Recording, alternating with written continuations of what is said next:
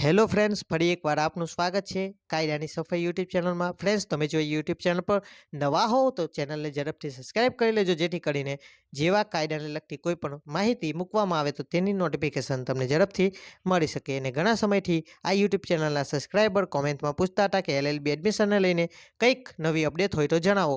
તો તેના માટે જણાવવાનું કે જ્યારે પણ આપણી પાસે સંપૂર્ણ અને સાચી માહિતી નથી આવતી ત્યાં સુધી આપણે વિડીયો બનાવતા નથી. તો આજે શું માહિતી મળી છે અને શું લેટેસ્ટ અપડેટ છે, આવો જાણીએ આજના વિડીયોમાં.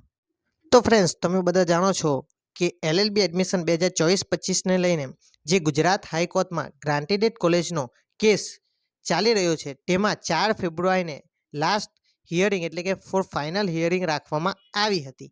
પરંતુ કોઈ કારણસર આ 4 ફેબ્રુઆરીના રોજ હિયરિંગ થઈ નહોતી અને નેક્સ્ટ ડેટ 14 ફેબ્રુઆરી એટલે કે આવતીકાલની આપવામાં આવી હતી. પરંતુ તે પહેલાં વિદ્યાર્થીઓના હિતમાં એક સારા સમાચાર આવ્યા છે, જેની આપણને દિવ્ય ભાસ્કર દ્વારા માહિતી મળી છે. તો એ ન્યૂઝ કટિંગના આધારે આજે આપણે આજના વિડીયોમાં શું સમાચાર છે એની માહિતી મેળવીશું.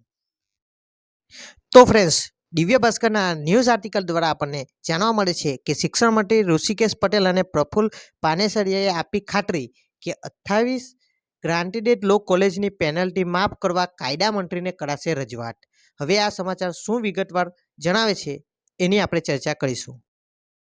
તો ફ્રેન્ડ્સ, હવે દિવ્ય ભાસ્કરના એડમિનિસ્ટ્રેશન રિપોર્ટની વિગતે વાત કરીએ તો રાજ્યની જે 28 ગ્રાન્ટેડ લો કોલેજ અને બાર કાઉન્સિલ ઓફ ઇન્ડિયા વચ્ચે ઉદ્ભવેલા વિવિધ પ્રશ્નોના પગલે ચાલુ શૈક્ષણિક સત્રમાં એડમિશન બંધ કરાતા આ મુદ્દે ગુજરાત રાજ્યના અધ્યાપક મહામંડળ દ્વારા શિક્ષણ મંત્રી ઋષિકેશ પટેલ અને પ્રફુલ્લ પાનેસરિયાને રૂબરૂ મળીને રજૂઆત કરાઈ હતી.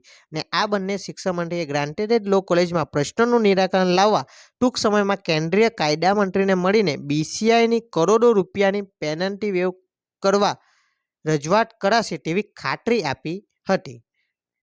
તો આ વાતને વિગતે સમજીએ તો રાજ્યની 28 ગ્રાન્ટેડ લો કોલેજમાં બાર કાઉન્સિલ ઓફ ઇન્ડિયા એટલે કે બીસીઆઈના નિયમોને કારણે એફિલિએશન ફી, પેનલ્ટી ફી તેમજ એડમિશન બાબતે ઉદ્ભવેલા સમસ્યા અંગે મંગળવારે ગુજરાત અધ્યાપક મહામંડળ દ્વારા શિક્ષણ મંત્રી ઋષિકેશભાઈ પટેલ તેમજ શિક્ષણ મંત્રી રાજ્ય કક્ષાના પ્રફુલ્લભાઈ પાનેસરિયા સાથે એક સંયુક્ત મિટિંગનું આયોજન કરવામાં આવ્યું હતું. અને તેમાં રાજ્યની 28 ગ્રાન્ટેડ લો કોલેજમાં તાજેતરમાં ઉદ્ભવેલા જે સમસ્યા અંગે વિસ્તૃત ચર્ચા કરવામાં આવી અને ચર્ચા ખૂબ જ હકારાત્મક રહી છે.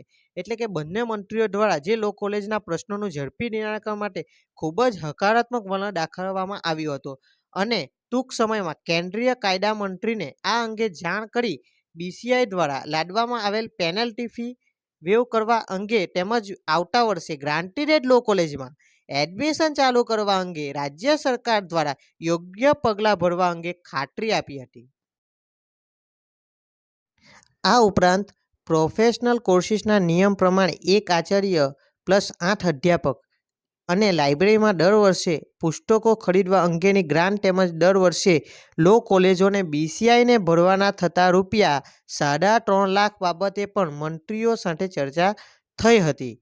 આ રજૂઆતમાં ગુજરાત રાજ્યના અધ્યાપક મહામંડળના પ્રમુખ પ્રોફેસર રાજેન્દ્ર જાદવ અને મહામંત્રી ડૉક્ટર શશિકાંત ટેરૈયાએ સાથે રાજ્યની વિવિધ ગ્રાન્ટેડ લો કોલેજમાંથી આચાર્ય અને અધ્યાપકોએ પણ હાજરી આપી. તો ફ્રેન્ડ્સ, આ દિવ્ય ભાસ્કરના એડમિનિસ્ટ્રેશન રિપોર્ટના આધારે આપણે એવી આશા રાખીએ કે જે પ્રમાણે હકારાત્મક ચર્ચા થઈ છે એ પ્રમાણે હકારાત્મક પરિણામ આવે અને જે કોલેજમાં એફિલિએશન ફીને કારણે એડમિશન 24-25માં નહોતા થયા એ નેક્સ્ટ યર એટલે કે 2025-26માં સ્ટાર્ટ થાય અને જે વિદ્યાર્થીઓને નજીકની અને ગવર્મેન્ટ ગ્રાન્ટેડ અને પોતાની પસંદગીની કોલેજમાં લોન અભ્યાસ કરવો છે તેમાં અભ્યાસ કરી શકે.